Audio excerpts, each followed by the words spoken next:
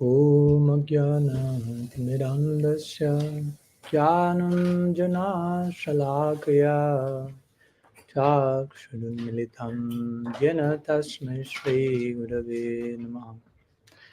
Nam Shrishtam Manumati Satchiputram Atra Sarupam Rupam Tasyagrajamuru Purim Matarim Gavstavatim Radha Kundam Gidivaram Maho Radhikamadhavasam Prapto Yasya Pratita Kripaya Shri Gurum Tammatasmi Pancha Kalpataru Vyasya Kripa Sindhubhyaiva Cha Patitanam Bhavanebhyo Vaishnavebhyo Namo Namaha Nikhila Shruti Moli Ratnamala Diti Nirajita Padapankajanta Haji Mukta Kulairupasyamanam Paritastam Harinam Samshrayami Narpita Charim Chirad Karunayavatirnakalam Shramarpaitamunnatojvalarasam Subhakti Shrim Hari Purata Sundara Dyuti Kadamba Sandipitaha Sada Hridaye Kandare Spurato Vasachinandana Janulambita Bujjo Kanakavadato Sankirtanai Kavitaro Kamalaya Takshu Vishwambaro Dhiyavaro Jugadharma Palo Vande Jagat Priyakaro Karunavataru Ladini Shakti Sarupaya Gauranga Suridaya Bhakta Shakti Pradhanaya Kadadhara Namaste He Krishna Karuna Sindho Dinabandho Jagatpate Gopesha Gopika Kanta Radha Kanta Namaste Radhe Vrindavanadishe Karunamrita Vahini Kripaya Nijapadabja Darshanmayam Pradiyatam Bhaktya Bhina Aparadha Lakshaya Chiptascha Kamaditarangamadhye Kripamai Tvam Sharanam Prapanam Vrinde Namaste Charanarvindam Vrinde Namaste Charanarvindam Srila Gurudev ki jai Sriman Mahaprabhu ki jai Shri Harinam Sankirtan ki jai Shri Shri Radha Sarat Bihari Ji ki jai Shri Giriraj Maharaj ki jai Gaur Bhakta Vrinda ki jai Gaur Premanand Hari Hari Bol. So pranam to all of you. Thanks so much for coming. Good afternoon. And my pleasure to be here on eastern side of North Carolina one more time, in Giriraj Mandir. So we are continuing today and these days and the next weekend with at least some days next weekend with a series of lectures that we have started some weeks ago in Kansas, about Brahma-stuti or the prayers of Brahma. So I'll make, since I'm starting in this area to speak about this, I'll make a brief review of what we have very quickly. What's the background of these prayers, as you may know already, which happened to appear in the 14th chapter of the 10th canto of the Srimad Bhagavatam, which come after the famous section known as Brahma Vimohan Lila, or the bewilderment of the smartest person on the universe, something like this is the implication. If you think about the smartest person, you won't think about him or her as bewildered. But here you have the topmost smart person in the topmost level of bewilderment. That's a very crucial point on the Bhagavatam, which in the context of such an unusual combination of facts, smartest, fully bewildered, very important points are made in that section. Very important section. In one sense, we could say the most important section of the Srimad Bhagavatam, in one sense. Because, as we know, Brahma meets Krishna at the beginning of creation. Brahma is the first created being, if you will, in every cycle. So he meets Krishna, but in somewhat formal situation. He accepts him as his guru. There is some special interaction, and Brahma expresses some desire for eventual embrace of fraternal bhakti with Krishna. So Krishna says, "Tatastu, so be it." So work in progress, some ages in between, and eventually, when Krishna is manifesting his divine exploits here on earth in Dwapara Yuga, he kills Agasura at one point. The killing of Agasura creates a whole event on earth. The devas come, throw flowers, sing songs, because very big, again, cave-like snake, and very small boy killing the snake. So Brahma came to see what's going on there, and he was somehow bewildered by the situation. And of course, in the context of that, Krishna and his friends had their very first picnic in their life. So you can imagine how excited you are in your first picnic with your friends, totally free from the shackles of maternal, paternal affection, and doing whatever you want, no limits. So Brahma witnessed all these dynamics. Krishna in the fullest of his informality, and Krishna in Vrindavan is the god of informality, if you will, eating with whatever hand he wants and taking from the hands of his friends. As we know, picnic is picnic. So Brahma starts to be considerably bewildered at this point, and then he thinks, "Oh, he's not. He doesn't seem to be the same person I saw at the beginning of creation. My guru, my father, my everything in many senses." So somehow he put Krishna to test, and as we know, Krishna. Brahma tried to kidnap Krishna's friends and calves, but that didn't happen. Brahma thought it happened, but didn't happen. Some illusory expansion was there for Brahma to be starting to be bewildered. That's the first of the four heads starting to spin. First bewilderment. This is bewilderment 2.0, 4.0, because four heads. No? So eventually, as we know, Krishna expands and as each of the calves and friends for a whole year on earth. So everything continues as if nothing happened. Nobody thinks, "Oh, where are all these kids and calves?" But Brahma returns after that year, one of his moments, and to see, well, what's going on. I mean, nothing is going on in the sense of everything continues normal. So Brahma goes to this cave that he thinks he put them, and there were the illusory forms of them. And then he returned to Vrindavan, and there they were, the friends and calves. So he returned to the cave. He was thinking, maybe when I'm going here, Krishna's taking them and putting on the other side. When I'm going here, Krishna's taking them. But that was not the fact. So that's second head starts to spin, basically.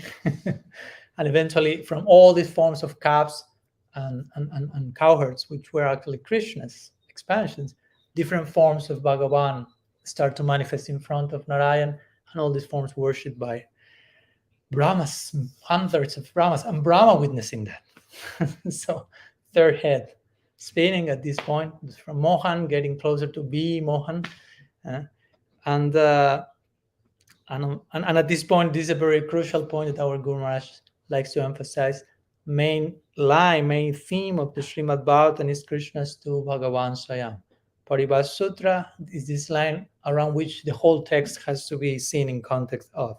Krishna's tu Bhagavan Swayam, which means Krishna is the source of all other phases of the Absolute, according to our Gaudiya tradition. From the topmost intimate form of the Absolute comes all the other forms which are not so as intimate as Krishna. So this is established in this section more than any other place in the Bhagavatam, because from that single Krishna, unlimited Narayans, unlimited gods appears from one little Krishna. So Brahma at this point again has his three of his four heads spinning, and after seeing this like extraordinary expression of majesty, there is no more higher expression of majesty in the whole Bhagavatam than this one.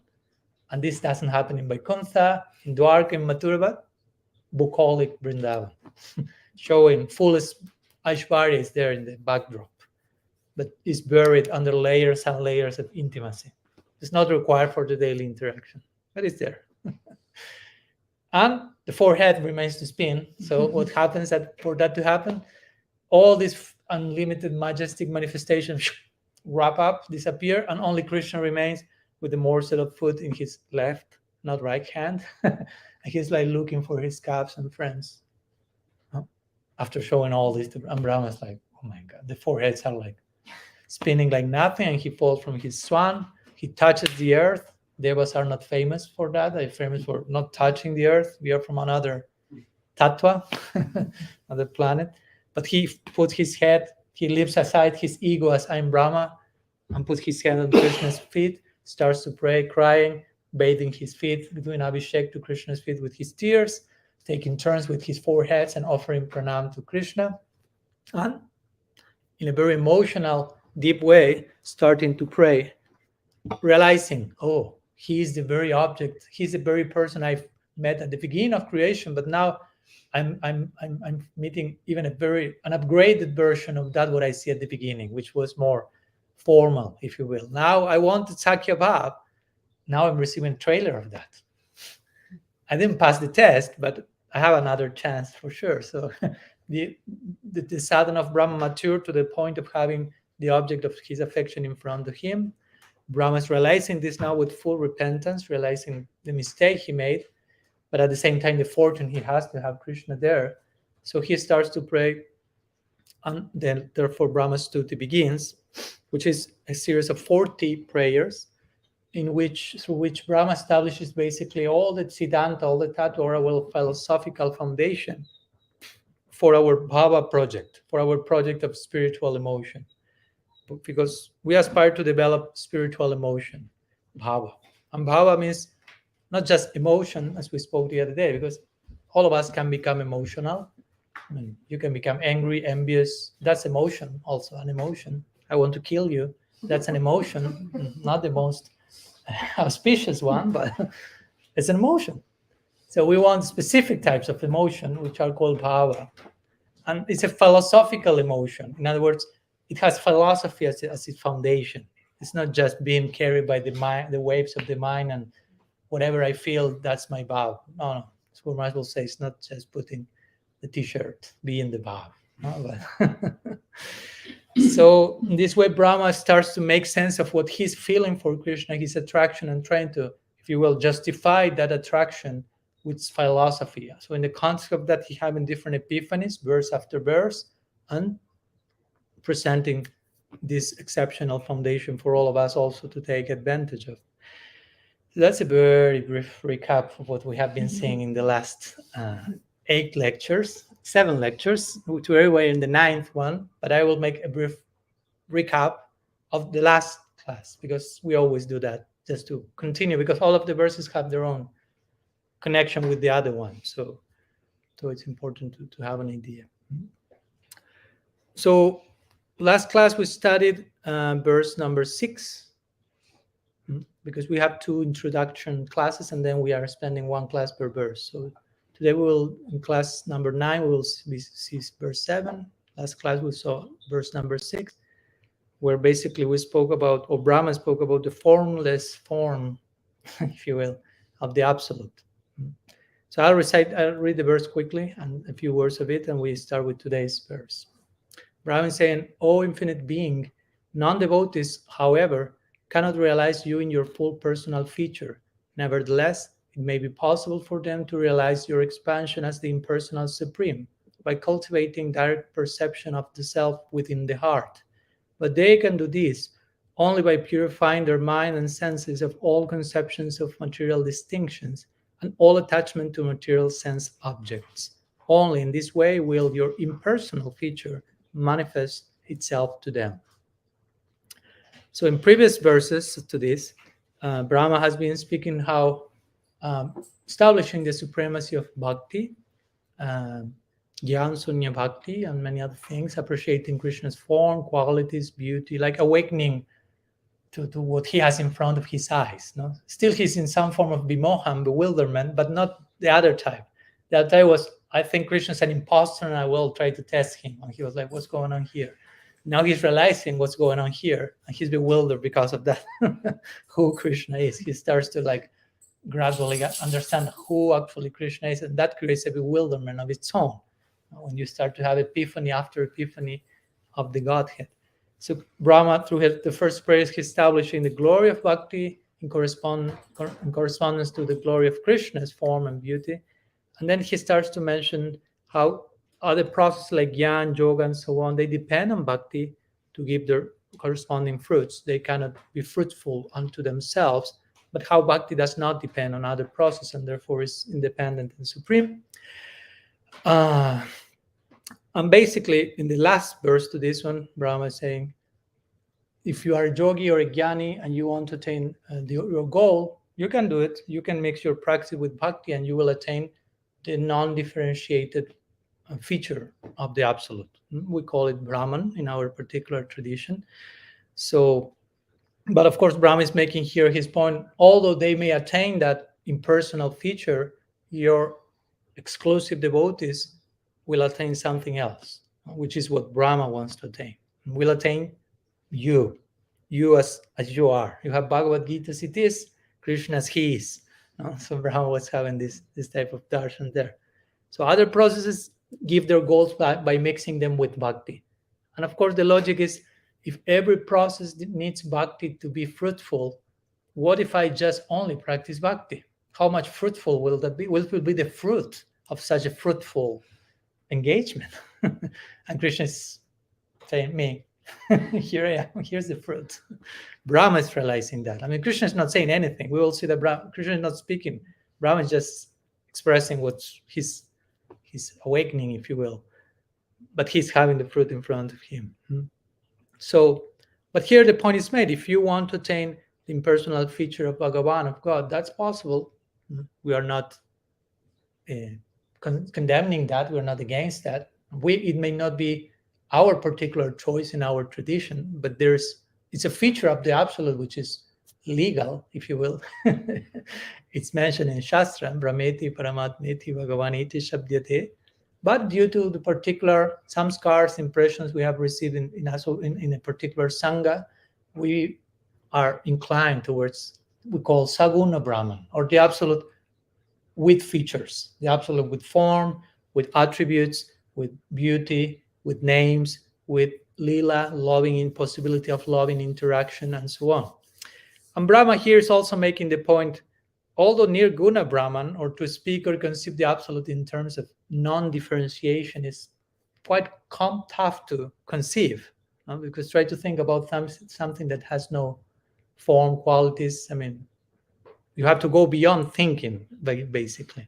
But how, in one sense, it's more difficult to conceive the idea of Saguna Brahman, of speaking about the absolute, which is eternal and unlimited, but has form. But the form is not limiting him. It's an unlimited form, which we don't have an experience of here. For us, form is generally limiting. It's like, okay, form begins here, ends here, and whatever is inside the form is limited to that form. So what's this notion of unlimited form? A form that doesn't constrict, you say? But as my Guru Maharaj likes to give an example even from this world, you may be an artist and you have some art latent inside of you, and in order for you to express that art, you need a form. You need a brush, you need a canvas, you need form after form that will facilitate that expression. It's not limiting your expression. So there's a way for form to facilitate instead of limit. So it's a way of thinking, even beginning from this world, about the possibility of a form that is not constricting. So that all that converges into Krishna's eternal unlimited spiritual form. So for us, Brahman, or the non-differentiated aspect of the absolute, is mostly considered like one aspect of Krishna, basically. The non-differentiated is an aspect of the fully qualified version, if you will, of the absolute. Something interesting that also Brahma makes is that Krishna, in one sense, you can say Krishna has qualities, or you can say Krishna has form, or Krishna has name. But in another sense, since he's absolute, and I know it's tricky to speak about in terms of absolutes, but I mean, he's the absolute. Krishna, in one sense, has form, name, and qualities, but in another sense, Krishna is his form, his name, and his qualities. Because that's what it means to be absolute. You are not different from your form. You are not different from your name. You are not different from your qualities. So we can say he has them, but he is at the same time them. You cannot separate one thing from the other. And of course, this, again, invites us to think about reality in another way, because generally we are not accustomed to think in those terms. Dualistic mind is like, you are here, your attributes are there. If you form is limiting, and again, and here you start to hear all these ideas that you try to access through the mind and through the intellect, but you will find some limit that say, sorry, you cannot enter here. You have to leave that outside the door. Like here, leave your shoes outside. No? One says the shoes personify all this attempt to grasp the absolute with our own limited tools, basically. Oh, you leave them there. Then you can use, they have some use, no problem. But now you are entering sacred space. So we have to dispose ourselves from in another way.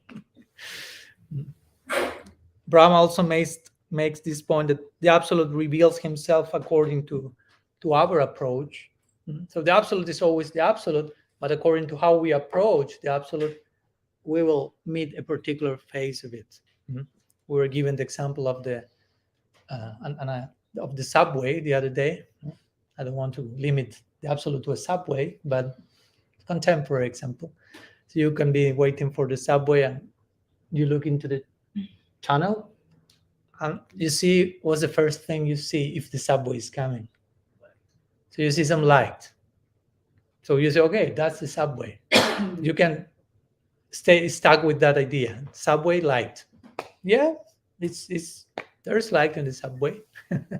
But then it gets closer. The more you get closer, or if it gets closer to you, whatever the case, you realize, oh, it's not only light. There's also this like cars, I don't know, whatever, wagons. So there's more to the light. And then this stops and opens the door. Oh, there's people inside the cars. Like I can enter, I can speak with, I can meet the love of my life in the subway. Or my point is, that's a whole much more potential than just, oh, there's one light there. No. The light is there. I mean, we are not denying that, but there are other features in that. So, and it all depends from how we approach the subway, if you will. If you just only approach one side, you may feel it's only light. If you just put the light here, it's, oh, wow, this is only light, and so on. So basically, our idea of Brahman as Gaudias is a little bit different from the idea of some of Gyanis, of those Gyanis who say only Brahman is real. Like followers of Sankaracharya will say only the undifferentiated absolute is the real thing, the real deal. Krishna is temporary manifestation of the absolute. Bhakti is temporary. So we consider if you think like that, actually you won't be able to attain Brahman, because to attain Brahman, to attain success in Gyan, you need Bhakti. If you offend Bhakti, you don't get the fruit of Gyan. So there is place for Brahman, but not considering this is the only thing and everything else is illusory. And for us, someone who attains that Brahman does not lose his or her individuality, but just the experience of being an individual becomes suspended for eternity. But the individual is there, but just deep sleep, as we sometimes example is given. So that was my brief recap, 20 minutes already. So now we'll start with today's verse. And we will conclude today this first section, because although there are 40 prayers, there are kind of sections in some particular line or another. So today, 7th verse will be the closing of one first section. Brahma will continue to express his upgraded vimohan, or bewilderment, in connection, in this case, to how impossible it is to fathom the endless qualities of Sri Hari. He already mentioned something like this. You are unlimited, you are not different from your qualities, which are unlimited. But now he will further go in that direction and make a very interesting example and in connection to that. So let's go to the verse. Let me share it. Sorry that I'm not prepared to share it with you here. Some form of whatever. Black whiteboard, they say. We don't have whiteboard. Next time. Yeah, no problem. So the verse says, verse number 7, this is in Upajayati Chandra, which is a particular meter. All the verses are not all indifferent, but it's not the same meter in all the verses. So this is 11 syllables per line, Upajati. You can count them if you want. Gunatmanaste pigunam bimatum itavatirnasya kaishiresya kalena jairba bimita sukalpair bupam shabhake mihika dyubasha. So let's go to the the translation. It says like this. Even for those highly qualified people who, given the time, might be able to count all the atoms of the earth, the snowflakes in the sky, or the rays of the sun, have to be pretty qualified. Who amongst them could possibly count the qualities of you, who are the embodiment of all qualities and have descended to this earth for the welfare of all? So this is a prayer of Brahma in this particular. Remember, Brahma is pretty in all this, like realizing his offense, full repentance, totally fortunate of having Krishna in front of him, crying at the feet of Bhagavan, realizing his prospect and potentials. In the context of all that, he's mentioning all these verses. So he's beginning by saying this. Now, even maybe someone highly qualified to count in very minute detail, try to imagine atoms of the earth. I mean, here we have the smartest guy in the universe saying that. That point is, if he has not done so yet, he means that may be pretty difficult. But let's be hypothetical. Maybe if someone gets to do so, even in that case, the question, the rhetorical question is, who among those super intelligent counters? It's not about counting, but chanting, remember? Who among those could possibly count your qualities? Of course, the implication is nobody. Again, I am the smartest guy. I mean, not I, Brahma. And I'm totally bewildered about what's going on here now. And he concludes saying, you and of you who are the embodiment of all qualities and who have descended on earth for the welfare of everyone. And everyone, Brahma includes himself in the everyone. I am now receiving the fruit of your coming to this plane, avatar. So let's go to the word by word of this verse quickly, and then we will try to share some further words on this. So the first words of this verse, gunatmana, very interesting word, gunatmana, guna atmana. So guna means quality, and atmana means many things, as we will see. So now I will give in just the official generic definition of each word. Then when we go to the explanation, we'll go to the unlimited possibilities of each word, basically. So gunatmana means the possessor of all superior qualities. Brahma referring to Krishna as such. Or he whose qualities are the soul, atma, and te, the next word, te means of yours. So he whose qualities are your soul. Again, implying you are non-different from your gunas, from your qualities. Then the word api means even. Then gonan again, qualities. So, you soul of all qualities, even if, and now comes bimatum, enumerate. If someone can enumerate, hita avatir nasya. First, he refers again to Krishna in another way. Hita avatir nasya. Avatir has to do with avatar, no? Like, what's the verse? I recite my Mangalacharan always about Mahaprabhu. Anarpita charin chira karuna avatirna kalo, avatirna kalo. So he says hita avatirnasya, which means you who descended avatar for the benefit of all. Hita means like for compassion for all. So here another way he's referring to Krishna. Remember all these names that in different prayers in the bottom we find, like when we studied Gopi Gita, Rama, or whatever, Jugal Gita, Venu Gita, or Brahma-stuti. Krishna is addressed with different names, which are not just casual. Okay, now we have to invoke some names so the meter of the verse fits properly. So okay, let's call him like this. No, has to do with something the one doing the prayer is feeling at that moment. No? So here he's referring to Krishna on one side, you the soul of all qualities, because Brahma is realizing, I mean, you are the soul of all qualities, and your qualities are your soul. Both terms can be there. And Hita Avatarnasya, Avatarnasya, you who descend for the welfare of all, starting by me, Brahma says. I am the one who, as we will see, deserve it the last. I offended you from tip to toe, trying to kidnap your dearmost, and you're showing such mercy. So that means you really have descended to show mercy to fallen people like this four-headed guy here.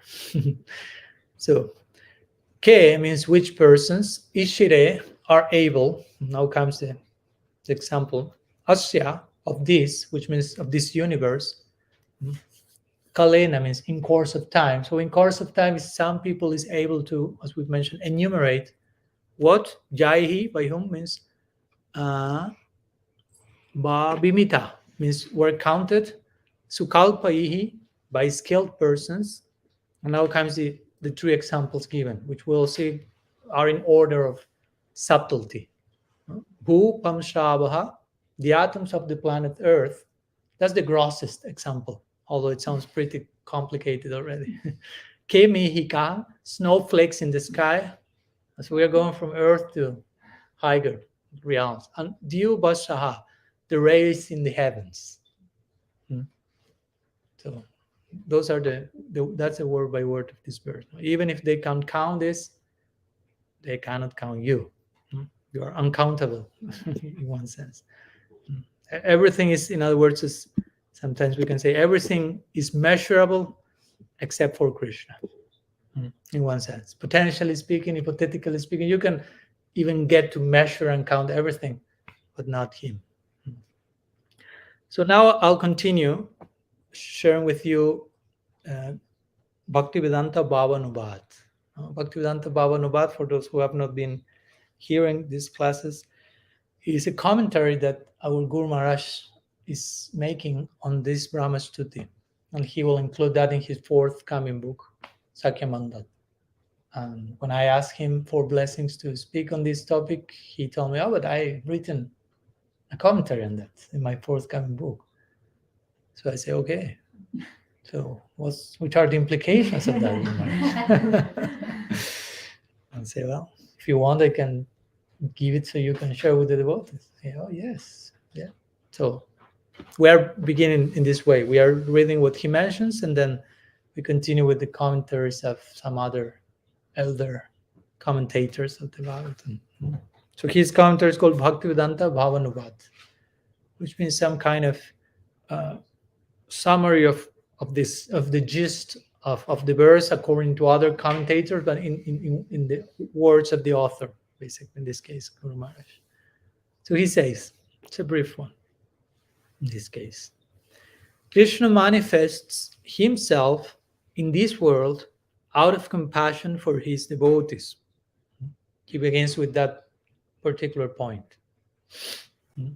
Krishna descends, avatar, out of compassion for his devotees. That quality is easily understood. But no one can understand the extent of his unlimited transcendental qualities.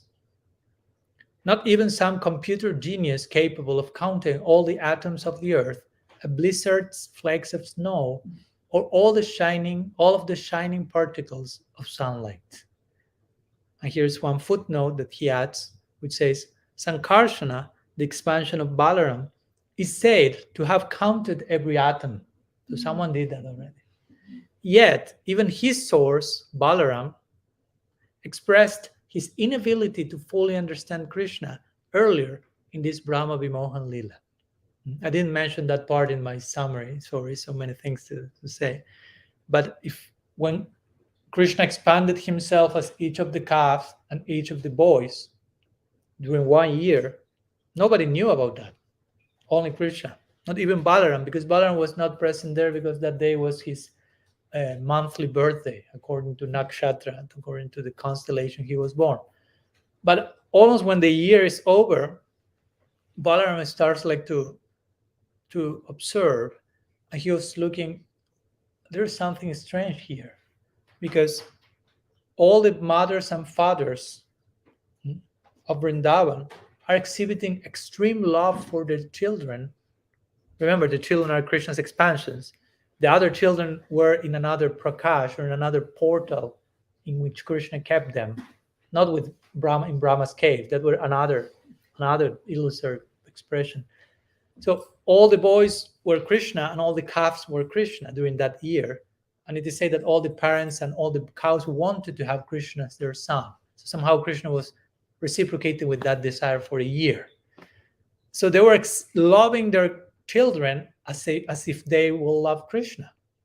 So Balaram was wondering, this is strange. And this point is important. Balaram is saying, the parents are loving their kids more than Krishna. That's totally weird. You follow my point? How can they love their child more than Krishna? There's something strange here. You follow? I mean, here in this world, that's normal. I mean, we are trying to love Krishna a little bit more than something. But in Vrindavan, that's a given. I mean, you love Krishna first, more than anything. Naturally, not like a forced rule.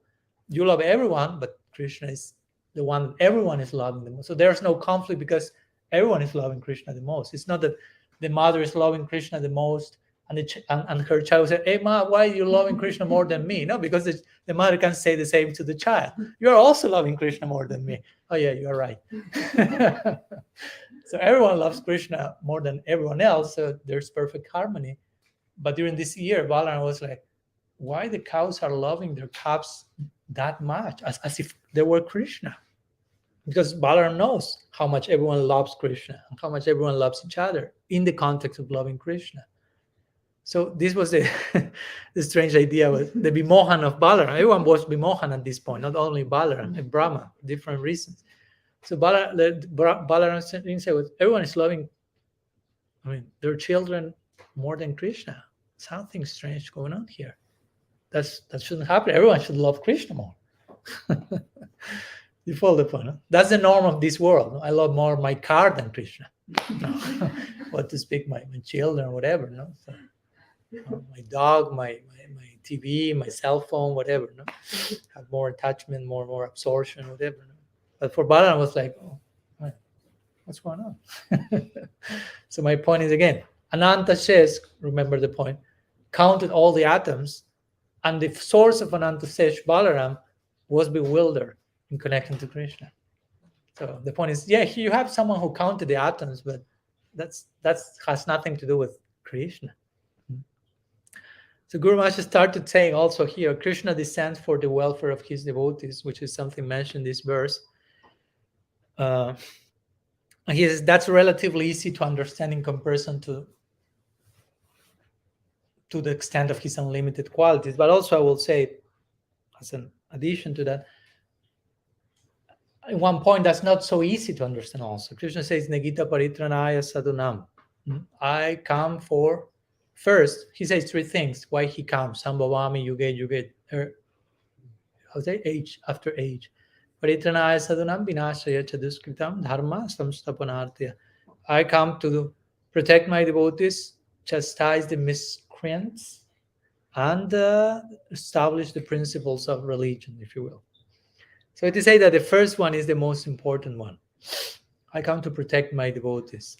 But the point is, devotees, technically speaking, do not need protection. They already are protected by Krishna, and they fully trust. No? They feel what?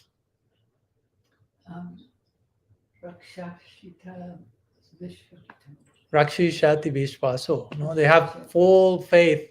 Krishna will protect me. And it's not just like full faith and Krishna is fooling them and they are not being protected. They are protected. This is the This is how the Gita begins, and this is how the Gita ends. At the beginning of the Gita, not first verse, but at the beginning, Krishna is saying Masuchaha. Conclusion of the Gita, Krishna is saying Masuchaha, which means do not fear, do not worry, do not fear. I was reading the other day, who was that person? I think it was Richard Rohr. He mentioned that in the Bible, someone counted, and there's this idea of do not fear, do not worry. It's there 365 times. So one per day of the year. Just to remember, do not worry, do not fear, because you are being protected. If you, of course, act accordingly, I mean, if you don't feel protected, it's not because you are not being protected, but you are maybe running out of the shelter, basically. So the point is, why Krishna is coming to protect his devotees? I mean, they are protected. I mean, to say protect his devotees sounds like an oxymoron. Devotee is someone who is sheltered in Krishna. So which protection do they need? And of course, the deeper meaning is they need to be protected from themselves.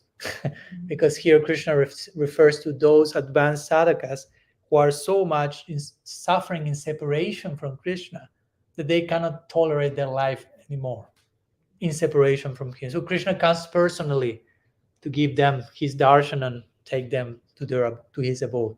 So in that sense, he's coming to protect those types of devotees from themselves, if you will. So that's it. Let's go to some of the commentaries by our acharyas. Also interesting, this idea of even if you can count this and that, you cannot count Krishna's qualities. This is not the only verse in the Bhagavatam mentioning this. For those who are verse neurotics, you can study 2:740 and 11:42. Those two verses are almost the same verses. This one, they are the same. The gist is the same. Even if someone could count the atoms or this or that, they won't be able to enumerate your qualities. So let's begin with Sridhar Swami's commentary, the ancient Sridhar Swami Pad. He says, the rhetorical question here implies that nobody can count Krishna's qualities because they are unlimited, as he is unlimited. So again, if he is unlimited, everything in connection to him is also unlimited. You're going to say Krishna is unlimited, but he has limited whatever, names, forms. Mahaprabhu say, Nam Nama Kari Bahuda. You have unlimited names. Here you have unlimited qualities. And different verses, you have unlimited leelas. Ananta Katara Sasya, which Uddhav is saying. To speak about you is called Ananta Katha. You are called Ananta, therefore, Ananta means without end, endless. So you are endless, so to speak about you is endless, an endless project. Ananta Katha. There's no end to how Paul we can say Ikshate na Shabda. What can you say about the Absolute? You cannot fully say everything about him, but you can try to touch one point in one infinite line, basically. So Srila Srinath will give that example. You have an infinite line, and the only thing you can do in relation to the infinite is touch one point of that infinite line. And you will collapse by touching with that one point. You will be totally overwhelmed by that single point. So you do not try to think, and what about if I can take the whole? You cannot. I mean, try to deal with that point. Just try. I mean, you are collapsing with the point, with that single point. Try to deal with that. Do not even think, what about the whole line or something? It's not possible. Only one point is making your four heads of Brahma speak with our little one. So Sridhar Swami then says, again, he's unlimited, his qualities are unlimited. He's called Gunatmana, which means another way of translating Gunatmana is Krishna is the presiding deity of all qualities. He's like the Ishtadev of all good quality. Quality means good quality. So he's the Guna. Guna means quality. Guna is Tadevata. Sometimes that is, if we see something good, of course, that's an indication of something that exists in Krishna in the fullest way. Krishna is trying to give a glimpse of that in sections in the Gita, such as when he says, I don't know, of the most powerful manifestation of nature in this particular department, that's who I am, the lion in the shark on water, the lion in the jungle, and this and that, and the ocean. So again, it's not that literally you have to do copy paste that idea, but he's trying to give this notion, whatever is most, he says that in the Gita, whatever is the most majestic, that's just one fraction of my majesty. And he's speaking there in majestic terms, and we know that's not the all in all about him. Majesty is the kindergarten version of who Krishna actually is in Vrindavan for us. So there again, there's no limit. Sometimes, for example, regarding counting or mentioning Krishna's qualities, of course, our acharyas have given some lists. As the Jiva Goswami in the Krama Sandarbha, he mentions 85 qualities of Krishna, which already is quite a good number. No? Try to think about 85 qualities from you. It's like, okay, I can think about 85 negative stuff, 108 if you want. But so he's putting 85. No? Srila Rupa Goswami in Bhakti Rasamrita Sindhu, he's mentioning 64 qualities of Krishna. But again, this is just a way of somehow summarizing something unlimited, just pointing to special things, but there's no actual end to them. And for example, Rupa Goswami makes this point also. From these 64 qualities, there are 50 that we can develop on some level. Not all of them, and those that we can develop on some level. So it's not also like whatever we have, Krishna has, is like it's on the other way around. No? Whatever Krishna has, some of whatever Krishna has, some of what Krishna has, we have on some level, and some other things we don't even have on any level. Not even Narayan has that on any level. So what to speak of us, Brahma, etc. And again, he and his qualities, their relation is permanent. Now, in Nyaya, which is like the logic system in India, they use this example, like the relation between sugar and sweetness is permanent. You cannot just you take out one, you don't no longer have the other one. No? The relation exists as long as the sugar exists, if you will. No? Sweetness will be there. It's not that I tasted this bitter sugar. It's like, no, it's not happening. No, it's not sugar, basically. Although they may sell it as such now somewhere. But the relationship can never change. That's the idea. No? The attributes of a substance define the substance itself, basically. In this case, sugar, sweetness. And so similarly, the qualities of Krishna are eternal, eternal in relationship with him. I mean, his eternal qualities are eternal. And again, he is his qualities. I know it's difficult to conceive, but it's important to get accustomed. Not just he has qualities, he has body. Like he is something, and he has. Like if I say I have my house, but you hopefully don't think I am my house, although through attachment we play out that idea. No, as Guru Maharaj will say. No, we won't say I am my car, but if I tell you now, as Guru Maharaj will say, oh, someone stole your car, you will just, I'm lost. I say, no, the car is lost, not you. But you are so much like invested in the car that you feel like this kind of, if someone like crushes your car, you feel, I crushed you. And it's totally separate. So through attachment, we create this type of merging. But the point is, there's some difference. But in connection to Krishna, his qualities, he's his qualities, he is his name, Avinatvam Namino, he is his body. Then Sridhar Swami continues in his commentary, presenting some argument in connection to what the verse says. Someone may object, nonetheless, that still in time, nothing is impossible for the scientists. Does this argument sound contemporary? So this was said by Sridhar Swami thousands of years ago, interestingly. No? Because again, someone is saying, Krishna's qualities are unlimited, you cannot count them. And someone may say, For scientists, nothing is impossible. They are all about counting. No? So at one point they will reach how many. They will know how many, and analyze and eventually do something with those qualities from Krishna, so we can benefit from them and manipulate and play them out through artificial intelligence. We can make little Krishnas here and there and whatever. No? So, but that's interestingly, that's the very meaning of Maya. No? Maya, the idea of Maya means to measure. No? To count somehow is to measure. If you count, it means like you control. You know how much there is. So you exercise some form of control on that. Okay, I can count. Means that's limited, so I can count it. So when I can count it, it's in my grasp. I know how much it is.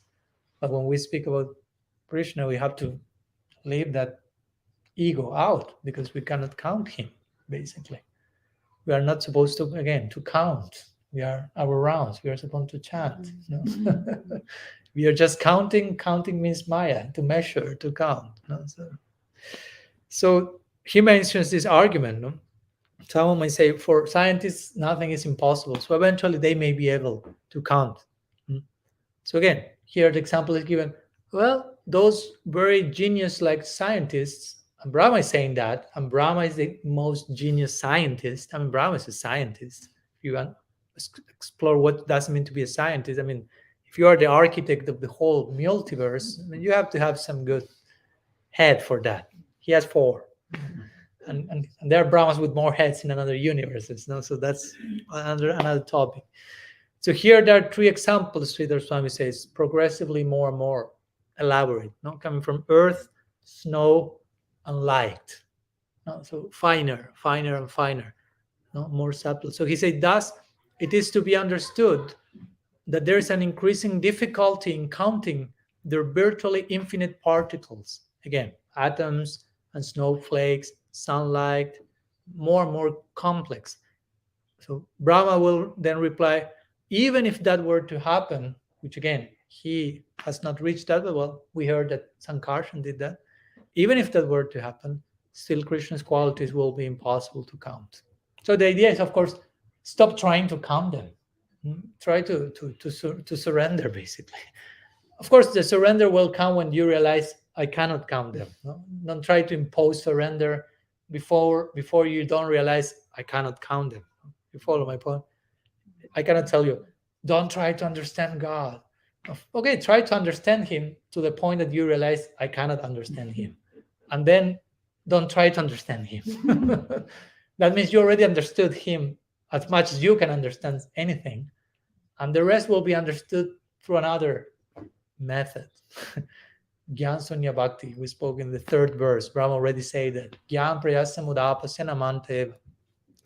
In the words of Srila Maharaj, brain dead bhakti. Instead of trying to go with your head towards the absolute, put your head on the ground in front of the absolute. That will convey much more knowledge, just doing this movement than trying to figure out everything. And Brahma tried, again, very hard. It didn't work. So those are the words of Sridhar Swami. Let's continue with Srila Sanatana Goswami in his Brihad Vaishnava Toshani.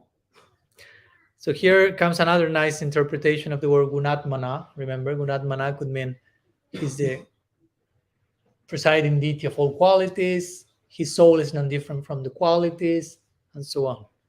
So instead here, Sanatana Goswami, instead of your qualities are your very same soul, Sanatana Goswami says, you are the soul of all qualities, which is similar to the idea of presiding deity of all qualities.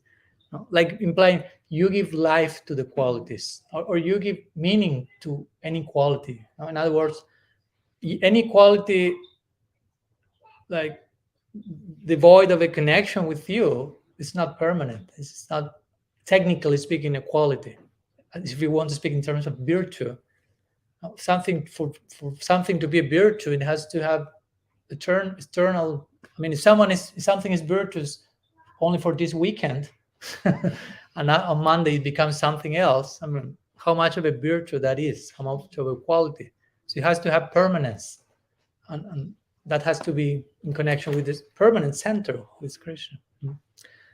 So Sanatana Goswami implies that Brahma is saying here to Krishna, Gunatmana, you give life to the qualities. Right? If you are not in connection with that, as Srila Prabhupada says, like you have many zeros, but no one at the beginning. So you can have 1 million zeros, 1 0, all of that is zero. But put the one in the more, just to put the one, all the zeros acquire value immediately. Then he says, nobody can understand your qualities, but particularly one cannot understand the extent of your qualities when you appear in the world. Like that's much more like bewildering. I'm experiencing that, Brahma is saying. Because you come to the world, you seem one of us, you execute Nara Lila, human-like pastime, you have picnic. I mean, you are the absolute having picnic. Have you ever thought about that? Can the absolute go for picnic? That's an interesting theological question. Is there a place for picnic in the life of the absolute? Well, we will say yes in our tradition. The absolute is not devoid of picnic. He has to. I mean, he's the absolute. He has to rasa. He has to taste all taste. And in picnic, you have the chance, literally, tasting this and tasting that. So here's presenting again the idea of avatar, which is a very interesting word that sometimes is translated as incarnation, but that's not technically correct because incarnation actually means in carne. Carne means like flesh. So entering the body, if you will. But the concept of avatar means from up to down. Basically, it's higher reality expressing itself here without being touched by the influence of this plane. So it's unlimited accessing three-dimensional plane, because I mean that's what material existence is, three-dimensional, but the unlimited is coming here without becoming three-dimensional, although he appears so to the three-dimensional eye, basically. When Krishna came, it's not that everyone saw him as, oh wow, you're unlimited. Duryodhana wanted to tie Krishna at one point, and Krishna expand and say, well, see, try to begin with some other form of Damodar Lila. Try to tie me. And Duryodhana was like, bring me more rope. But he was not Jashoda for sure. So he didn't have an eye of affection, prema netra. So even he saw that, and he didn't accept Krishna as the supreme. So he was quite stubborn in his vision. So he didn't see something extraordinary there. So here again, Brahma is saying, remember, we said before, just to understand the non-differentiated form of the absolute, that's complex. What to speak when the absolute unlimited takes the shape and engages in special difficulties, Bhagavan as Braja, Krishna as a Gopa, and playing and doing all the things that Brahma is. That's particularly astonishing. Not so easy to understand. Requires not so easy to understand means, of course, in one sense, it's very simple, user-friendly, and charming, and in that sense, understandable. But that only happens by grace, by mercy. It's only by grace, by mercy, that we can have a feeling for all these ideas. If you put grace aside of the equation, I mean, it's not so easy to understand. I mean, you can see how many people misunderstand, misread Krishna Lila, and think this is totally, I mean, degraded stuff, even to that point, for years and centuries and so on. So you need the grace ingredient in the equation. So Brahma is realizing all this. Remember, he misread Krishna Lila just some few minutes ago. He thought this is a hoax. No, this guy is an imposter. No, this is totally ordinary. What are all these devas celebrating? There's nothing special here. Some minutes after, he's realizing, my gosh, this is the most extraordinary thing on earth. So try to imagine someone having that type of epiphany. 5 minutes ago, I thought this is totally ordinary stuff from tip to toe, and now I'm realizing this is the most extraordinary thing I could possibly imagine. So the contrast, and you going through that contrast. And Brahma, again, is a smart person. He's not like a fool. So all his capacities are collapsing in front of this. So then again, he says, you have appeared in this world to benefit all jivas, Hitabatirnasya. Sanatana Goswami says, the Lord reveals qualities suitable for the benefit of each jiva when he comes. He reveals in different ways according to, and he says, since the jivas are unlimited, which is already an important point, their natures are unlimited, their conditions are unlimited, and therefore the qualities that Krishna will reveal to them will be unlimited. So what to speak about again? God being unlimited. There's unlimited number of souls. Because sometimes this idea comes. What will happen? And these were presented by Haridas Thakur to Mahaprabhu. Oh, Mahaprabhu, you are delivering the whole universe. So the whole universe will become empty. So what's the purpose of the universe? There's nobody there. Mahaprabhu say, no, it's not, doesn't happen like that. It will be filled again because there only the jivas you see in this universe are not the only ones. And you say, what? But there's a limited number of universes. No. So we speak about material energy as something limited in one sense, but in another sense, it's unlimited also. There's an unlimited number of universes and unlimited numbers of jivas. Just to speak about unlimited, smoke starts to come. Because again, it shows collapse in this particular function. It's not that the unlimited doesn't exist, but it's just that this is not the way. So this is the idea here: unlimited jivas in unlimited unique situations, qualities and conditions. And in order for you to deliver each of them specifically, you show unlimited qualities, because you are dealing with an unlimited environment of diversity. Again, it makes our head collapse, but sometimes it's nice to do that exercise, because if not, sometimes we become so much like constrained to, okay, only this and me and the house and this spot and this is the all in all. And stop for a minute and think there are no limit to jivas in the universe or whatever, anything of connection to the unlimited. So that invokes bigger picture immediately. So whatever wherever glass of water you were drowning in your own mind, like, this is the only thing. You invoke unlimited, and you say, okay, what consequence is this stuff that I'm complaining about or in anxiety about? I mean, from the scope of eternity, from the scope of the unlimited, how much important is what I'm doing? Hopefully it's important. I mean, you can do something important in connection to the unlimited, but sometimes you will find this has nothing to do with the unlimited. It's just nonsense. And I'm taking it so seriously. That's the worst thing. So sometimes we need to get back in context with reality by invoking this type of 2-minute meditations, if you will, to acquire sobriety in very quick time. No? So again, these qualities that Brahma is mentioning, that Krishna is not different from, is also what makes Krishna. Krishna means all attractive.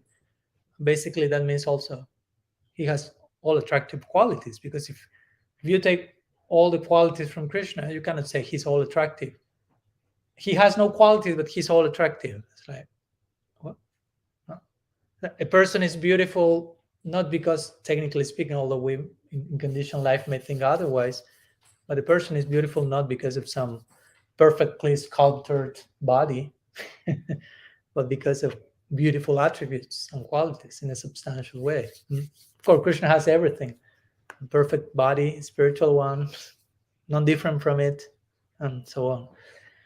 But the point is, without attributes, we cannot even speak about beauty.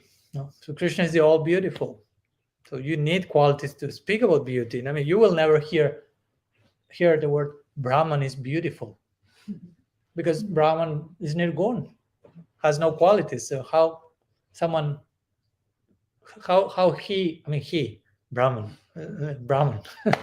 it is Nerguna, no qualities. So beauty is not, beauty is a quality. Also, anyhow, just some ideas in connection to Krishna being all beautiful, all attractive, and this idea of his qualities in connection to who he is.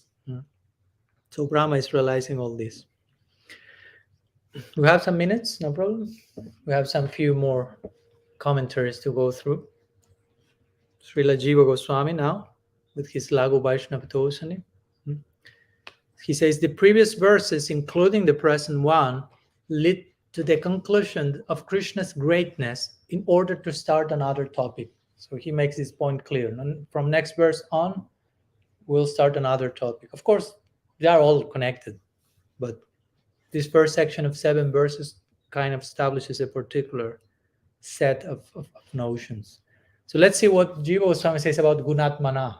Every Acharya has explained Gunatmana from different perspectives. Jiva Goswami says Gunatmana can mean the vitalizer of qualities. You pronounce like this? Vitalizer? Like vitality? The one who, okay. So those qualities which were latent in other avatars but not visible are now visible in you. Brahma is implying by saying Gunatmana. All your avatars have different qualities, but none of them necessarily are showing all of them at every moment. All this becomes evident in you, because Krishna is still Bhagavan, so yeah. All the avatars are showing aspects of who you are in totality. Or Jiva Goswami says, remember, our commentators will give an idea and then will say, or, and showing different possibilities. Gunatmanaha can mean of the person whose qualities belong to his Swarup. We already explained that Atmana can refer to one's own identity. So, in other words, Brahma is saying to Krishna, your qualities are not different from your soul. If you want to put it like that, from your Atma. Your Atma, your qualities. As we spoke the other day, on a different level, but something similar. We are not different from the eventual Siddha Deha and so on. That becomes one with us. So Jiva Goswami then starts to quote many verses from Shastra. His style to support what he's saying, to give it clear. This is not my imagination, but this has already been realized by many before me. So I will share one of them, which makes this point that God's qualities are one with himself. This is one verse from Brahma-tarka. It says, Hari is said to have qualities because the qualities are his nature. A quality of Vishnu should not be thought to be separate from him, nor should a quality of liberated souls be considered separate from them. So he makes this connection. Try to not analyze them in dual terms. Now, here they are their qualities. If they are on the liberated platform, there's no more dichotomy, the duality between them and something. They are fully integrated. The whole sense of being, all that they can be, is fully integrated in one single unity, if you want to call it. No? Whether the absolute and liberated souls who become, if you want to call it, their body qualities and so on. So again, we are speaking in terms of absolute reality, which is pretty different from the relative experience we may have here. Sometimes the example given is that of water with sound. No? As Krishna is not different from his name. We go for a minute there. Maybe it's the most popular way we speak about these types of non-differences. Krishna and his name, Avinatvam Namanam, But we have the example of relative sound. Like if I'm thirsty and I need water, I can say water. I can invoke the sound, water, and I hope some of you will understand that I need water. It's not like, oh, Maharaj is just invoking the sound water to stop being thirsty. You know that's not enough. The more I say water, the more thirsty I am. The more my throat will become dry by saying water 15 times. Hey guys, understand, I need the element called water. You follow? I need this, the glass and the water. The sound water is not enough because sound, water, and water are different from themselves. That's not absolute reality. That's a relative thing. Relative means one thing is not exactly the same as. But when we say Krishna, it's not that I'm calling Krishna to come from somewhere else. Sometimes we may mistakenly chant Krishna's name from that place. Like, Krishna! And who knows, we think he's, I don't know, on the other side of the mountain or well, like in some bubble up there, not there, like there. He's here. I mean, In one sense, he's there also, but the point is, he's there in his name. That's the closest you can find him. You don't need to just to take some spaceship and let's see where it's Mars. Maybe I meet him there. And you can just in his name. The most immediate way you have to address it, but he's there. So that's absolute. No? You don't need to say Krishna, so Krishna comes. No, Krishna is there. He's already he's different from. That's absolute sound, different from relative sound. Like the example of the water. So similarly, this applies with the idea here of not name but qualities. Again, Nam, Rupa, Guna, Lila. Krishna has name, form, qualities, and pastimes, but all of them are absolute, non-different from him. Srila Jiva Goswami also, well, what else in connection to this point? As we mentioned before, no? Bhagavan has these qualities, and by the mercy of Bhagavan, the devotees of Krishna inherit, if you will, and next class we will speak about that, inheritance, just in case you have something about that. So his devotees become imbued with a portion of Krishna's attributes. No? Yajasti bhaktir bhagavati kinchana samasate guna alva bhaktasya kutumahat guna manote ratena sati tabato vahi, says the Bhagavatam. No? Your devotees are invested by all the good qualities by becoming your devotees. But again, this doesn't mean that one will have all the qualities of Krishna at one point. Oh, we become Krishna or something like that. As we mentioned, Jiva Rupa Goswami says there are some qualities that not even Narayan is having. Venu Madhurya, Rupa Madhurya, Lila Madhurya, Prema Madhurya. So if even Narayan doesn't have it, what to speak of us? But we may receive a portion of them in connection to him, in connection to bhakti. We can inherit them. No, bhakti is not inherent, but can be received by grace. And then Srila Jiva Goswami quotes the Padma Purana and briefly explains this typical notion of sometimes in Shastra Krishna is called Nerguna. So Nerguna means without qualities, or Aguna. So you are speaking about Gunatmana, your qualities no different, but what about these Nerguna statements? He has no qualities. But again, you have to understand Shastra in context. So if you have all these portions that say he has all these qualities, spiritually speaking, and then he says he has no qualities, you cannot just cherry pick one and discard the other. So the idea is he has qualities, and when it says he has no qualities, it means he has no material qualities. He has no qualities as we used to think about them, as we used to think about qualities. Guna means qualities. Also, guna refers to the three gunas. That's our most usual experience with qualities. And guna also means rope. Generally, we become tied by qualities. Sattva, Rajas, Tamas. So Krishna has nothing to do with that. That's the idea. He's totally beyond. And that's why he says, what? These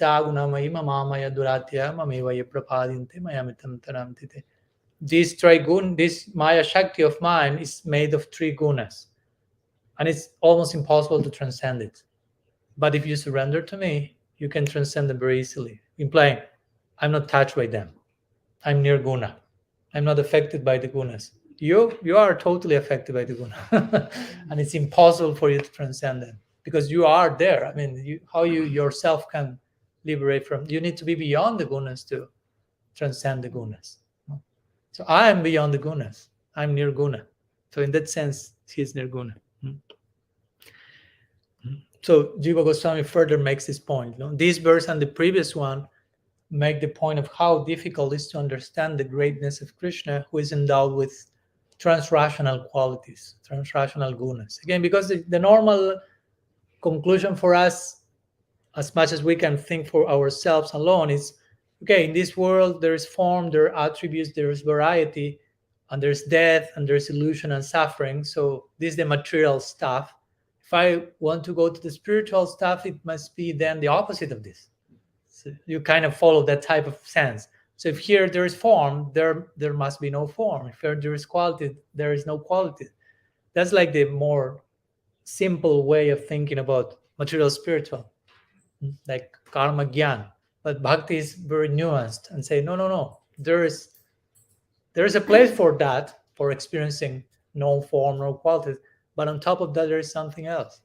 There's spiritual forms, spiritual qualities, and all these types of transrational ideas that we can even experience from this place. Like my Guru Maharaj likes to say, if I give, I receive. That's not rational. That doesn't follow calculator. If you put like 4 minus 7, it won't say 15. But my Guru Maharaj say that if I give, I receive. No. If I have, calculator say if you give, you have less. So that's rational. But transrational means I'll tell you, I give, you receive, and you say, yeah. I say, explain that to me according to logic. No, not possible.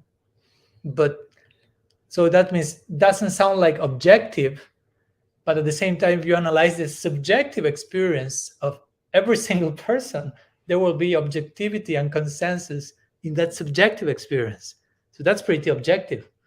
You follow? Some people, and this is the same with the experience of God. Of course, there are differences of experience of different transcendentalists, but there is enough common point of experience that although you may say, well, that's their subjective experience. Yeah, but you put all of them on the scale and you see how all those subjective experiences have a very deep common consensus among themselves. So that's pretty objective. If you want to make a case for we not being just like emotionalists following our own subjective stuff or whatever. And Jiva Goswami concludes saying, going back to Sankarshan, he says, Sankarshan may be able to count those particles, remember, all these atoms and snowflakes and rays, within the limits of one universe. He gives another stand. But Mahavishnu, in whose pores reside billions of universe like atoms, is only your amsa. No? Mahavishnu is one portion of you. And from Mahavishnu, from each pore of Mahavishnu come billions of universes. He gives this type of try to play out all this idea. No? Millions of universe, that's already like too much. Coming from pores of one person, Mahavishnu. And that person is just one aspect of Krishna, who stands in front of Brahma with one morsel of food in left hand, looking like, where are my calves and friends? Brahma, you just keep praying. I'm looking for my friends. And Brahma's like, my gosh. Like Bhakti Rasa will say, oh my Krishna. Another name for Sankarshan is Ananta Shesh. It is depicted also like a serpent with thousands of heads for time immemorial or time without beginning, singing about the qualities of Krishna. Until today, I've received the updated report. He cannot find an end to that. And you will never receive a report. Oh, he did it. He pointed. That's his very name, Ananta. He's engaged in just singing about the qualities of Krishna. The more he sings, the more he finds new qualities. That's the astonishing thing when you approach the absolute, the infinite. The more you get closer to the infinite, the more infinite the infinite becomes. Because we now say the infinite, but what we know, what experience we have of the infinity. I mean, Srila Sri Maharaj, who is an inhabitant from that land, he will say, the experience of getting closer to the infinite, you will realize there's no limit for progress. I mean, because this is infinite. You cannot say, I reached it. Because there's no point of reference in one sense. It's overwhelming, not negatively, but it's like you cannot claim anything there because it's infinite. It's not like I'm getting it, I'm catching it. You are in the infinite. You are a little spark in the infinite, which is glorious, but you have to have enough humility to deal with that, basically, and no limit to make progress. Not like, okay, now I did it. Bhakti Thakur will say, today's perfection is tomorrow's imperfection. Not in a neurotic way, not appreciating today's perfection, but tomorrow something else is waiting. And that's the dynamics of the infinite. It's not that they have holidays or something, Golok Vrindavan. No? I go, Krishna, let's take a rest from this Astakaliya Lila. It's so exhausting every day, non-stop, running here and there, no end, every single period of the day. phew, sleeping like who knows how many minutes per day or something, and you play the flute here and you play the flute there. You're too crooked. Give us a break. Let's allow us to go to Mathura for a weekend or something. Or Dwarka is a little bit more fancy there. Nobody is even thinking about that. As we know, when Krishna showed them their previous, it's a way of putting that. I hope you follow. They want to see the next life. Not that Brajavasis were expecting. Hopefully, we are in Mathura and Vaikuntha floating in a cloud forever, or taking a break, just meditating in Narayana, and a little bit less dynamic.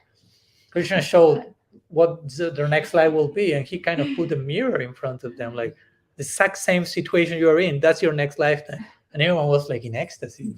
Great! This is the best possible thing could ever happen. So I'm saying all this because officially we want to go there.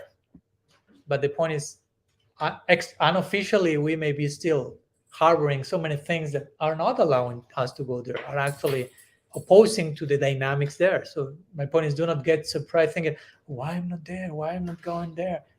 I mean, you have to accept the contract, if you will, there, how life is being led there. And you have to be totally enchanted by that. Agreeing like fully. Two more brief words and we are finishing here. Vishwanath Chakravarti Thakur, please do not leave him outside of the equation. Please. Sarartha Darshini.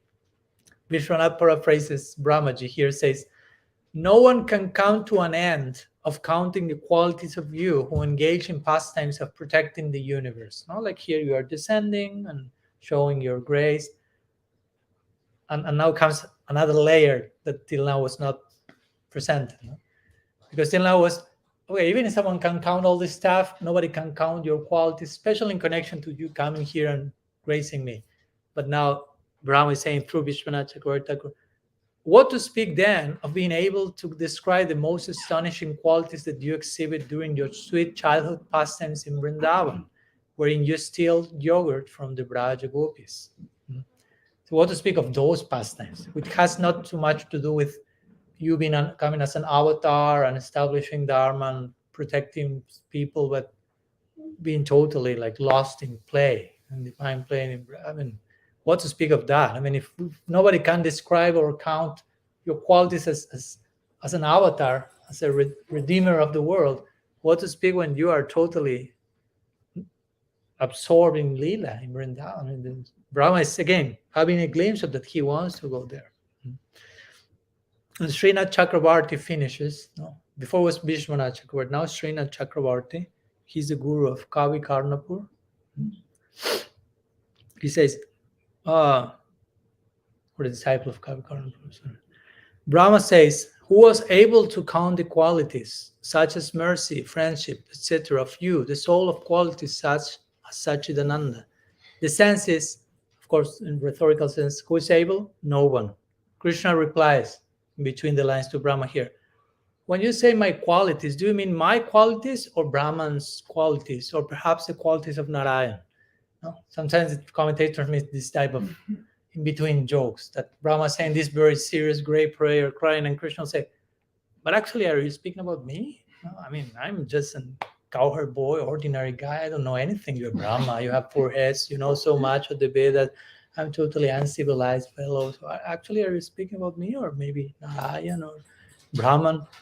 So with that probability of Krishna replying to that he concludes in this verse saying, no, of you who descended for the benefit of this one, not for humanity, but for me, who is being seen in front of you, like Brahma making clear, no, it's me speaking about you.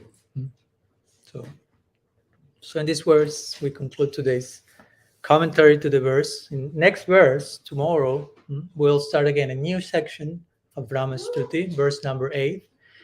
And we will continue with arguably the most famous verse of the whole Brahma-stuti. Sumati is already given the trailer of that. Tattenu kampam sushamik shamano, famous verse of Brahma, which basically the Brahma will say what we are expected to do if we want to receive the mercy of Krishna. Here Brahma is saying, you come for giving mercy to me. So now he will like qualify that statement. That will be like the connection between this verse and the other. You have come to the world to grace everyone, and me in particular, I'm feeling that. So what I am expected to do in order to receive that mercy, how I am to live my life on a daily basis, as to really deserve, quote unquote. I mean, it's costless mercy, but what I should do to properly honor that mercy. So that will be next verse tomorrow. Tomorrow we'll see 8th verse. Finished here.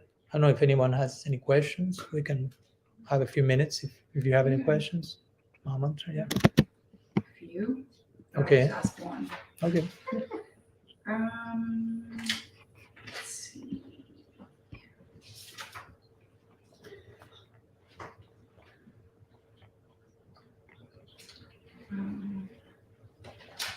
Okay.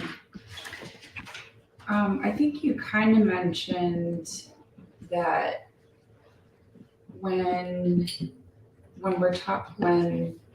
like Krishna's devotees and associates are mentioned, it's assumed that they have all good qualities too, like they embody all those qualities. Is that what you were saying? Like they're not differentiated from... Well, we say different things. I say that, of course, devotees of Krishna will somehow inherit Krishna's qualities on some degree, not on the same degree that they are present in Krishna, in the sense that they do not become him. And also that another thing we mentioned is that the qualities of the eternal, the liberated personalities, devotees, perfected devotees, attain a situation where, again, their qualities are non-different from their eternal personality, similarly to how that it plays out with Krishna. I think those were things. Thank you. And then the original question is, I had always considered, like, we just say Krishna, Krishna, Krishna, but there's so much more. There's Radharani and everybody. So I had read in a purport somewhere at some time that Srila Prabhupada says, when we say Krishna, we're actually referring to all of Vrindavan. It's not, but we just say Krishna because he encompasses everything. Mm-hmm. So I just wanted to if you could expand on that, like you're talking just about Krishna, but to an extent, are you including Srimati Radharani? And he has eternal associates that have been there all the time. And he's, to my understanding, is kind of incomplete without. So does that make sense? I think so. Okay. Hopefully. Okay. Wasn't reading. Okay. Yeah, of course. I'm just mentioning here the context in which Brahma is praying to Krishna, and try to understand also. I'm trying to, how to say, like to give to you as closely as the experience that Brahma is having at the precise moment. No? So it's not that still he's fully aware. Okay, Sri Radha and all the associates and all the dynamics of the Golok. I mean, that will happen eventually at the end of the prayers. He will say, Aho Bhagyam Nanda Go. He'll start glorifying all the friends of Krishna, how fortunate they are. But he's awakening to who Krishna actually is. So the point, he met Krishna first at the beginning of creation, and Krishna was alone there. Now, there was no Radha, no Vrindavan. It was nobody. It was Brahma and the lotus and Krishna then. So he met a certain Krishna. He had this idea, okay, this is Krishna. And now he's realizing, no, there's another Krishna. He has friends, cows, calves, picnic, mother, father, and he is someone corresponding to each of them. So Brahma is gradually awakening to a wider, broader spectrum of the personality of Godhead, the supreme personality of Godhead. This is similar, not the same, but what Uddhav went through when he went to Vrindavan. We spoke about that in the Brahma Gita. Uddhav is the minister of Krishna in Dwarka. He knows Krishna, he lives with Krishna, he's intimate associate there. So many nice things Krishna said about Uddhav. He said he's dearer to me than my own self and things like this. But when Uddhav goes to Vrindavan to deliver a message, arguably to deliver a message, but actually to receive one, he discovers a new level of bhakti, a new type of love for Krishna that he was unaware of. And he discovers another Krishna at the same time, because that bhakti corresponds with Krishna. But that's an unknown bhakti to him, and therefore the object of that unknown bhakti, Krishna in particular, was unknown to him as well. So Krishna is going, Uddhav is in Vrindavan realizing, by seeing the Brajavasis and their love for Krishna, I'm getting to know Krishna in a way I never knew him. That's a new Krishna. So he returns then to Mathura, to Dwarka. He sees Krishna and realizes, my God, I thought I knew you. I thought I understood who you are. Now I have a much more, and now I can understand many of the other moments of you in Dwarka when you were like lost here, doing whatever. So it's different, but similar with Brahma. No? Again, he met only Krishna in the beginning of creation. Now he's like being showered with this like universe of variety and associates and diversity of prem. So he's ruminating and processing all these verse after verse. So eventually it will become more apparent that he's like seeing Krishna in relation to seeing how you cannot have one without the other ones, no? But we could say that at this moment, Brahma is still like in his blossoming stage of awakening to all those things. Again, 5 minutes ago, he was thinking he's an imposter and all this is ordinary stuff. So now it's like, where I am, who are they, who are you, where I am? Those are like existential crises for the better, no? So, but of course, we can say in the name Krishna, all the things are included. But of course, also at the same time, we could say the more we chant Krishna Nam properly, eventually we will develop some affinity towards certain names of Krishna, which are not necessarily Krishna, no? Which again is not something that speaks less of the name Krishna. It's just like all these other different names are also inside that name, and we will go. Someone can chant Krishna to go to Vaikuntha or to go to Ayodhya.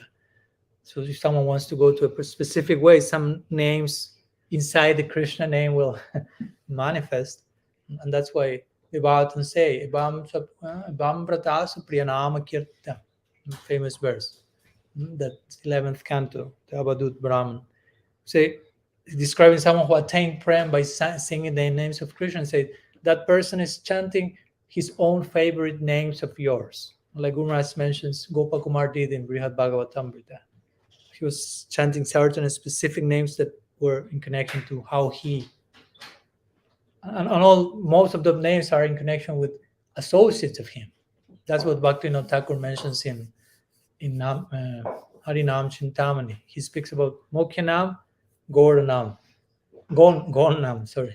Gaurnam means secondary names of God, like the absolute, controllable, the Almighty, with all respect to those names, but they're like generic names. And Mukyanam is specific names of God, and they are divided between Aishwarya and Madhurya. And those have to do with Krishna's or God's relationship with his devotees. That includes Krishna's Swarup Shakti and his associates. So you have Yashoda Nandan, you have Nanda Nandan, you have Radha, Nath, or whatever. So all these names that is the names speak more about them than about him, or about him in connection to them. You cannot have Yashoda Nandan without Yashoda.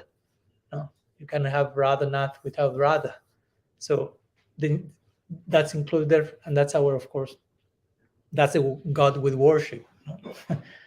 someone who cannot be separated from his associate, from his Swarup Shakti plane itself in Leela. Anyhow, some thoughts about the name of Krishna.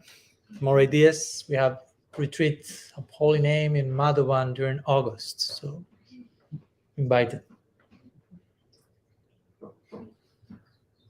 Do you think it would be Possible to go to the retreat? Yeah. well, For sure. yes, Yeah. but to not go to the whole thing, or is it like a linear path of it builds up day by day? What again? Okay, so I would like to go, but I couldn't go for the whole thing. You are speaking about the retreat. Yes. Oh, you continue with the retreat. I thought you had. Oh, to go to Krishna? Yeah, but not forever. That's a retreat. Yeah, of course. Everything is possible. True. So I thought it was an interesting comment when you're talking about Krishna's qualities and the inability to count the qualities. This is totally me geeking out, and I was like, it's kind of a calculus equation. When you talk about limits in calculus and looking at trying to solve for limits, and we say like x is indeterminate because there's no answer because it's infinite. So I was thinking about that, and I was like, it's kind of his trying to do that is really a calculus equation. I can't solve for it. That's what I was really like. Sorry, my geeky self. No, great. Yeah. What's the name of this? There's one famous mathematician. I forgot his name now, but he really was one of the most. Sorry. No, Indian, like Western. Also, that can be, but. And there's an article in the Harmonies about him, and he was presenting this idea that actually through mathematics, if you really like play mathematics out, you reach infinity. I mean, you reach a point that you can like, okay. I mean, for me, who I'm not at all a mathematician, may think more. This has no reach, but if you really even play out that, it points beyond itself. So. The closer you get to the answer, the more indeterminate it is. Meaning that the possibilities are endless. Yeah. So that was the one equation. Thank you so much for the mathematical contribution. That's a good one. Yeah. Oh, great. Any other questions? Okay. Mama, to add one more? I can just say I have a lot. Thank you for bringing out. No, thank you. Okay, we'll continue tomorrow. Okay, thank you so much. Srila Gurudev ki jai, Sriman Mahaprabhu ki jai, Shri Hari Naam Sankirtan ki jai, Shri Radha Sarat Bihari ji ki jai, Giriraj Maharaj ki jai, Grantaraj Srimad Bhagavatam ki jai, Shri Brahma-stuti ki jai, Gaur Bhakta Vrinda ki jai, Gaur Praman Hari Bol. Vancha kalpatarubhyascha kripa sindhubhyaiva cha patitanam pavanebhyo vaishnavebhyo namo namah. Ananta koti vaishnava vrinda ki jai. Gaur Hari Bol.